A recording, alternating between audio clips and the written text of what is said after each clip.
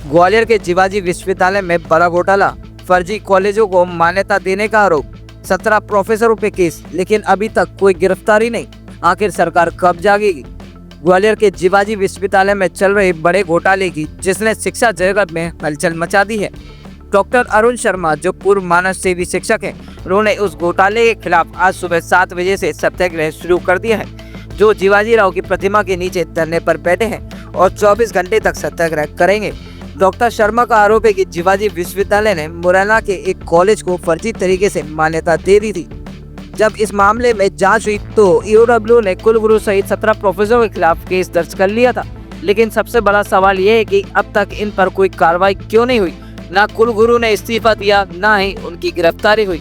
आखिर क्यों शिक्षा क्षेत्र में इस तरह के भ्रष्टाचार को बढ़ावा दिया जा रहा है? जीवन की अंतिम सांस तक यह संघर्ष चलेगा। यह धर्म और अधर्म और सत्य और असत्य के बीच की लड़ाई है। राष्ट्र नायक पंडित रामप्रसाद बिस्मिल और स्वतंत्रता संग्राम सेनानी पंडित बद्री प्रसाद बुधौलिया जी की याद में आज मैं इस बैनर तले यहाँ बैठा हूँ, इन भ्रष्टों की कारगुजारियों को लेके। जिस कॉलेज में हजारों बच्चे ग्रेजुएट हो गए हों, करोड़ों रुपए स्कॉलरशिप निकल गई हो, 14 वर्ष पुराना ऐसा कॉलेज और कॉलेज संचालक के ऐसे 5 कॉलेज, और वो ज़मीन पर नहीं है, एक ईंट नहीं लगी है। 6 महीना सरसों, 6 महीना गेहूँ हो रही है, बीच में ज़रूरत के हिसाब से लूसन भी हो जाता है उन खेतों में। चूँकि मैं उसी झुंडपुरा गांव का रहने वाला हूँ तो मुझे ये सारी जानकारी है, और मैं 9 साल प्राचार्य भी रह लिया उस कॉलेज में। पोस्टर क्या है? ये पोस्टर क्या मैसेज दे रहा है? ये पोस्टर ये मैसेज दे रहा है कि भूत ही पढ़ रहे हैं, भूत ही पढ़ा रहे हैं, भूतों का ही कॉलेज है, और चलाने वाले जो हैं संरक्षण दाता वो धन पशु हैं।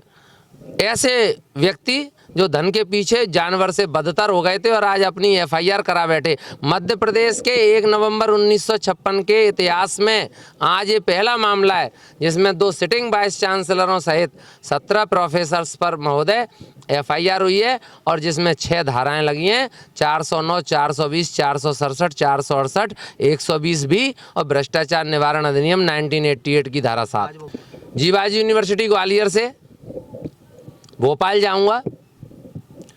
भोपाल में राजभवन में राज्यपाल जी से मिलूंगा, सीएमओ ऑफिस में मुख्यमंत्री जी से मिलूंगा, उच्च शिक्षा मंत्री जी से मिलूंगा, डीजीपी कैलाश मकवाना जी से मिलूंगा, उपनेता प्रतिपक्ष उमंग सिंगार जी से मिलूंगा, हेमंत कटारे जी से मिलूंगा, और बीजेपी के अध्यक्ष वीडी शर्मा जी और कांग्रेस के अध्यक्ष जीतू पटवारी जी से मिलूंगा। हर एक सुधी राजनेता से मिलने के बाद मैं प्रयास करूंगा कि अगर ये मेरी बात नहीं सुनते हैं तो फिर मैं दिल्ली में जंतर मंतर पर धरना दूंगा। यही अंत है और यही निर्णय है। यह सिर्फ एक कॉलेज की बात नहीं बल्कि पूरे शिक्षा तंत्र को भ्रष्टाचार से बचाने की लड़ाई है। जब सरकार और प्रशासन ईमानदारी से जांच करेगा तभी दोषियों को सजा मिलेगी। हम तब तक संघर्ष जारी रखेंगे। अब सवाल उठता है कि अगर ईओडब्ल्यू ने केस दर्ज कर लिया है तो कुलगुरु और बाकी दोषियों पर कार्रवाई क्यों नहीं हो रही है? क्या उच्च स्तर पर कोई राजनीतिक दबाव है? क्या शिक्षा माफिया इस पूरे मामले को दबाने की कोशिश कर रहे हैं? आपको क्या लगता है, क्या इस घोटाले के आरोपियों को पर सख्त कार्रवाई होनी चाहिए? अपने विचार हमें कमेंट सेक्शन में जरूर बताएं।